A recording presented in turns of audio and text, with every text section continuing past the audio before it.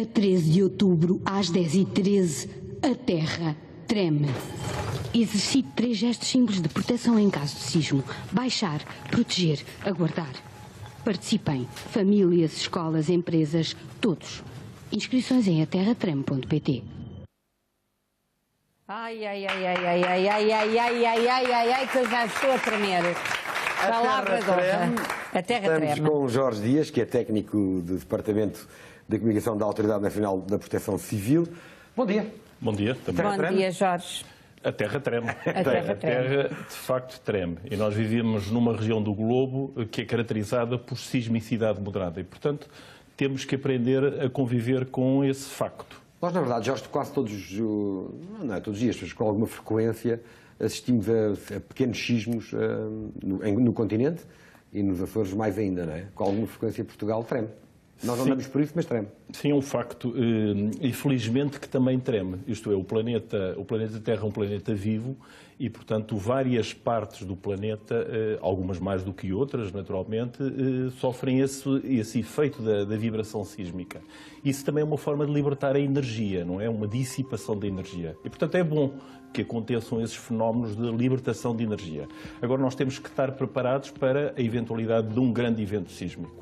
E a razão de ser do exercício de hoje, que é um exercício público, é preparar as pessoas para melhor responderem exatamente a um caso de sismo.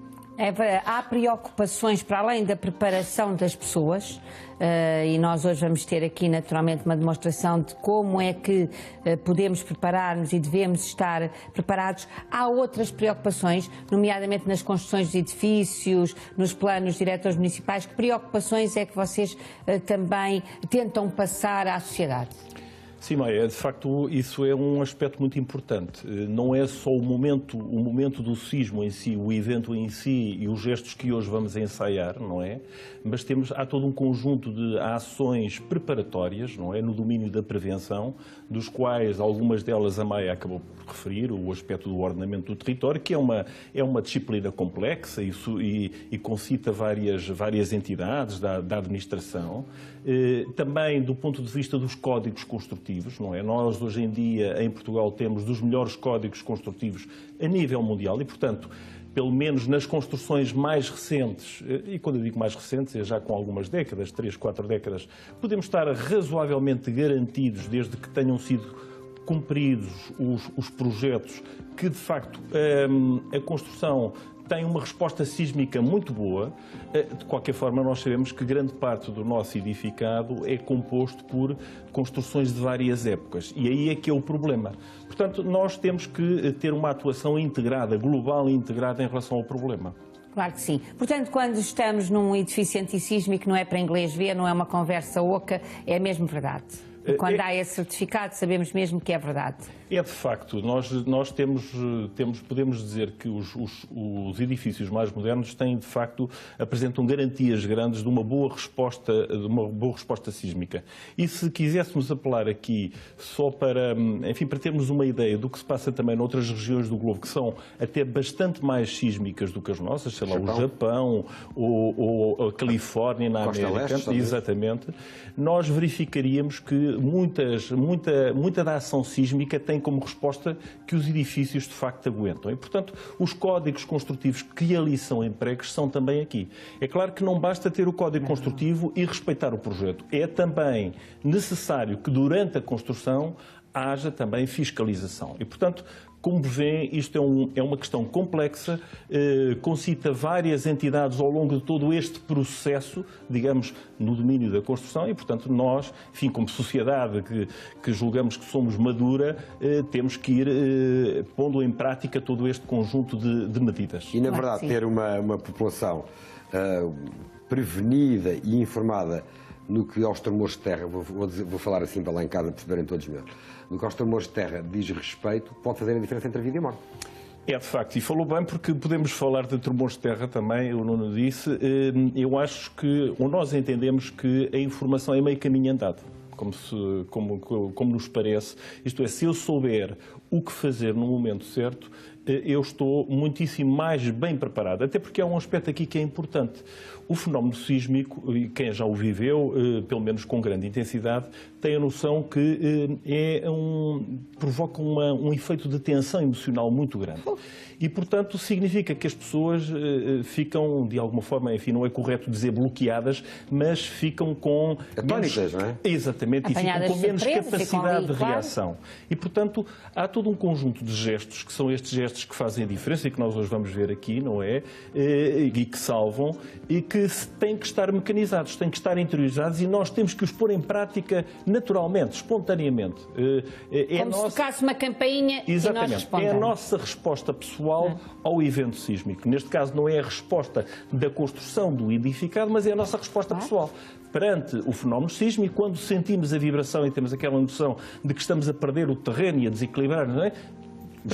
Estamos de facto, praticamos esses três gestos. Portugal é uniforme no que diz respeito a esta possibilidade de haver um sismo, haver um tremor de terra? Portugal Não. é uniforme ou há zonas, vocês têm muitas cores, os verdes, os laranjas, os amarelos, como é que se distribui Portugal? Não, a reação ao sismo processa-se ao longo do território de diferentes maneiras. Há zonas que são mais suscetíveis de resposta à ação sísmica e outras menos. Para termos uma ideia assim muito genérica, podemos dizer que a região de Lisboa, a região do Algarve, sobretudo estas duas grandes áreas territoriais, são as mais suscetíveis, porque tem a ver com o tipo de material geológico que está subjacente. Claro. Se quisermos por contraponto, as regiões do norte e interior do país, Trás-os-Montes, as Beiras, são regiões que têm menos resposta sísmica, o que não quer dizer que não haja sísmicos lá também. Para além disso, temos ainda as regiões autónomas e, concretamente, os Açores. Os Açores também estão numa zona sismogenética importante e nós sabemos, historicamente, o sismo de 80, depois o de 89, tiveram como resultado grande destruição do edificado. E, portanto, nós temos que trabalhar ao nível da prevenção e depois também da nossa preparação pessoal para o próximo. E temos também falhas, já que temos uma orla marítima enorme e depois deste catastrófico tsunami, é uma das possibilidades também para nós ou não? O tsunami é um produto da ação sísmica. No fundo do mar, não é? Exatamente. Gera-se quando há, de facto, um sismo que ocorre no fundo do mar. E, portanto, resulta da deslocação da coluna de água, não é? E a deslocação da coluna de água à superfície, no ponto em que se deu a ruptura, faz com que se propague uma onda que depois vai chegar às zonas litorais. Nós estamos, de facto, muito próximos de uma estrutura sismogenética. Foi o caso daquela que deu origem ao sismo de 1755, que é aqui o Banco de Gorrins, chama-se Gorrins mesmo, fica a sudoeste de Sagres e está a cerca, sensivelmente, não me falha a memória, à volta de 100 km. Mas esta onda... Que é já ali, não é? Que é já ali, exatamente. O que sucede é que é já ali e quando se porventura houver um sismo, uma ruptura naquela zona, o que acontece é que a onda do mar, da água, se propaga a grande velocidade e, portanto, rapidamente se abate sobre a nossa costa. E, portanto, as regiões litorais são também regiões, aqui na nossa região, que são suscetíveis de serem atingidas pelo tsunami. Razão essa porque quem habita o litoral, numa situação de sismo, deve imediatamente afastar-se, digamos, das praias e tudo isso para zonas mais altas ou bem para o interior. Portanto, esta é uma das medidas que nós devemos empreender se estivéssemos, por hipótese, se estivéssemos na praia e sentíssemos que há de facto um sismo. Normalmente o que se vê é percebemos que a água recua para depois vir. Nessa altura devemos rapidamente afastar-nos, digamos, da zona da orla. Okay. Isso é já um bom conselho. A verdade é que hoje temos uma ação que é uma ação nacional, não é? Que envolve... A quem é que é dirigida esta ação? Em que núcleos é que vão, de facto, dar a conhecer esta ação? Esta ação, nós estamos na segunda edição. Nós fizemos o A Terra Treme o ano passado pela primeira vez, tivemos à volta de 100 mil, sensivelmente 100 mil participantes. Este ano, a mais recente contabilidade dava-nos, que é julgo eu de sexta-feira, dava-nos 150 mil. Portanto, é um crescimento bom. Qual é a ideia? A ideia do Terra Treme é, de facto, convidar toda a população. É uma ação que implica um compromisso. É um compromisso pessoal com a nossa própria segurança e, ao mesmo tempo, cívico. Pronto. O que significa que nós queremos, enfim, alargar o mais possível, digamos, o conhecimento desta ação. Definimos-la para o dia 13 de outubro, hoje às 10h13, foi uma convenção, e a ideia é que cada um de nós, no sítio onde estiver, sem alterar as suas rotinas, pare. E naquele momento, durante aquele minuto, que é normalmente o tempo de duração da ação sísmica, pratica os 3 gestos simples. Portanto, tanto quanto possível, o mais alargado. É claro que vocês têm um papel importantíssimo com estes programas. Nós temos estado noutras estações também, na rádio. A comunicação social escrita também foi um aliado muito importante neste processo de divulgação. E estamos em querer, enfim, somos otimistas, estamos em querer que com os resultados do ano passado, com aqueles que já levamos deste ano, com certeza que a edição do próximo ano já vai ter mais impacto. Deixem-me só dizer ainda uma coisa, é que se virmos, neste momento nós temos à volta entre 1,5% e 2% da população, digamos, a jogar, passa a expressão, este exercício, o que é encorajador. É muito bom. Assim, nós aqui também vamos fazer este exercício, vai ser às 10h13 que a CMTV vai tremer e o Nuno Graciano vai mostrar-vos. É sempre tu. Nós não queremos que nada te aconteça, querido. Portanto, o Nuno Graciano às 10h13 vai nos mostrar o que fazer se a Terra tremer. Já temos o estúdio preparado. Já temos aqui algumas das coisas que normalmente as pessoas, quando estão em casa, nos seus locais de trabalho, podem ter mais ou menos à mão, mas já falamos sobre isso novamente com o Jorge Dias. Agora vamos ao trânsito e depois... A 13 de outubro, às 10h13, a Terra treme. Exercite 3 gestos simples de proteção em caso de sismo. Baixar, proteger, aguardar. Participem, famílias, escolas, empresas, todos. Inscrições em aterratreme.pt. Continuamos com o Jorge Dias, técnico do Departamento de Comunicação da Autoridade Nacional da Proteção Civil. Já estávamos à conversa antes das notícias, daqui a pouco vamos fazer então também aqui o estudo para nós exemplificarmos que passos é que devem ser dados. O Nuno.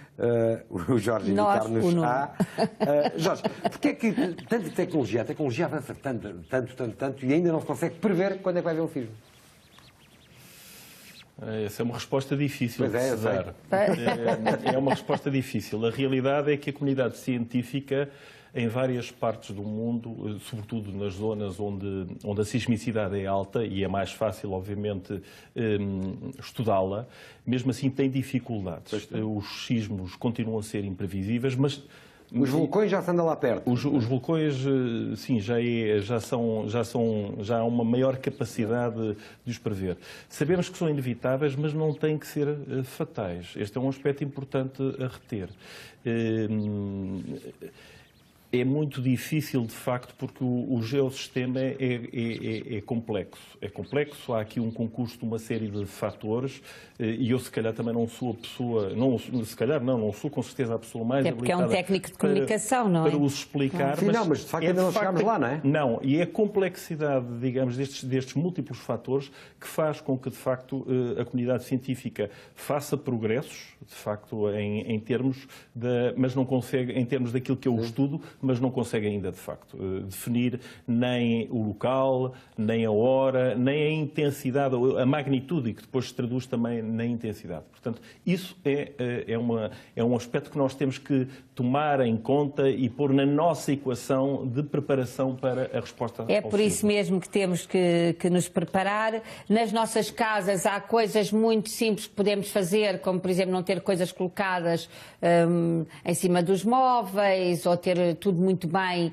preso, tudo realmente muito bem preparado, mas no caso de já temos tudo muito bem preparado, mas ainda assim ocorre o sismo, temos que ter, de facto, determinados comportamentos que vamos aqui testar. E são só 3. Exato. Não é assim tão difícil, pois não? Não. Porque são 3. São 3 comportamentos muito simples. Quando sentimos o sismo, portanto, a vibração, temos que nos baixar, depois devemos proteger-nos, e o proteger significa, tanto quanto possível, irmos para baixo de uma mesa também, portanto, desligar luzes, não é? Uma estrutura sólida que de alguma forma, no caso da queda de objetos ou até do colapso de uma estrutura, possa servir para nos proteger, não é? Fazer ali uma proteção, enfim, como é que é dizer, algo que não permita que nos esmague, e depois aguardar contando... Estamos a tremer. Ai, eu viria aqui, eu já estou em apagava a luz. pânico. O Nuno Graciano já está nos procedimentos, apagou a luz, está debaixo da mesa e agora vai de joelhos, Nuno. Muito bem. A mesa é uma mesa segura, eu não me atrevo a atirar-me para debaixo desta mesa. Porque esta... Deve contar alto que é para distrair. 2, 3, conta até 60.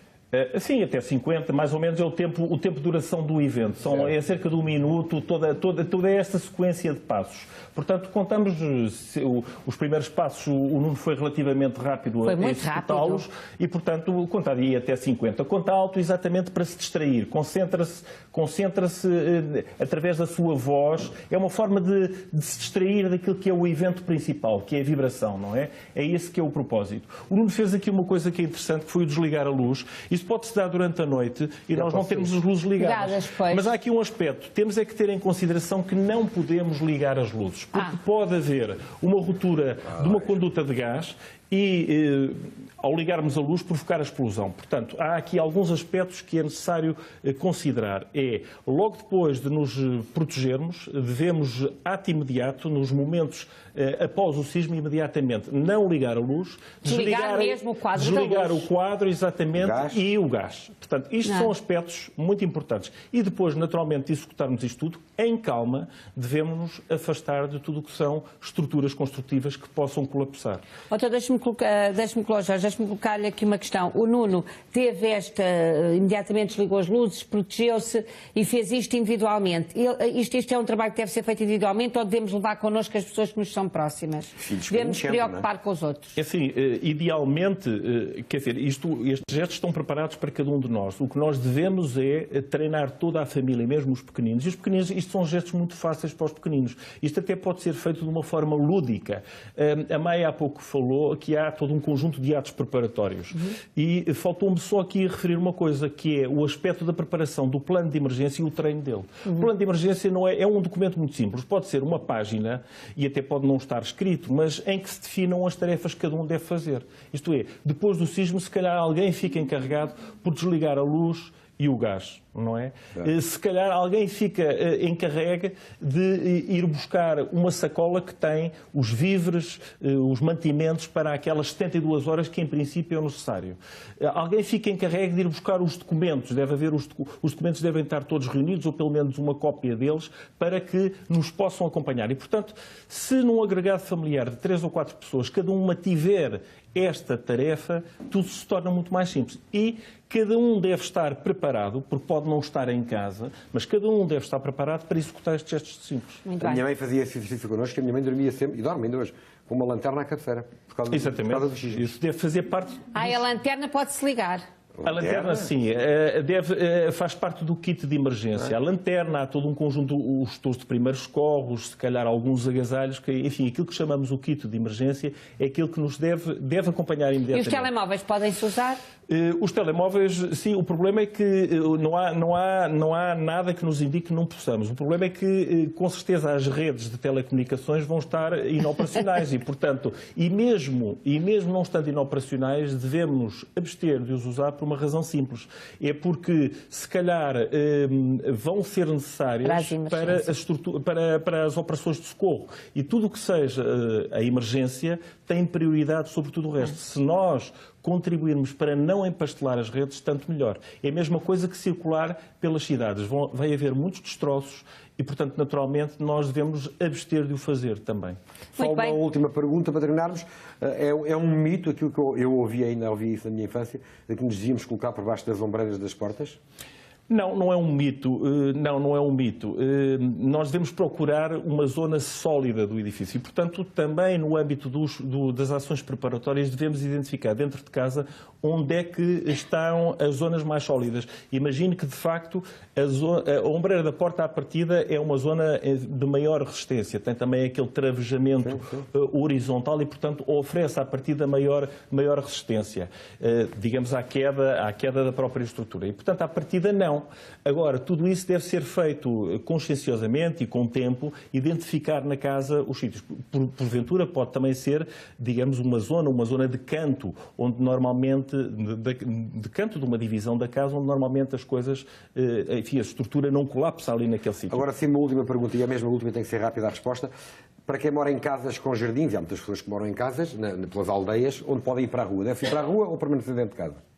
Não, é assim, imediatamente após o sismo não devemos correr assim para a rua, devemos calmamente executar o que o Nuno fez, e depois, quando para o movimento vibratório, então sim, desligamos as luzes, o quadro, o gás, e então retiramos para um espaço aberto, sim. Sempre tendo em atenção que se for numa zona junto ao litoral, não devemos permanecer aí, por razões que já sabemos do tsunami. Vais para a rua, levas com um pinheiro. Deixa de estar em casa. Sim, também é preciso esse cuidado. Pode acontecer. Jorge Dias, um gosto recebê-lo, técnico do Departamento de Comunicação da Ação Nacional de Proteção Civil.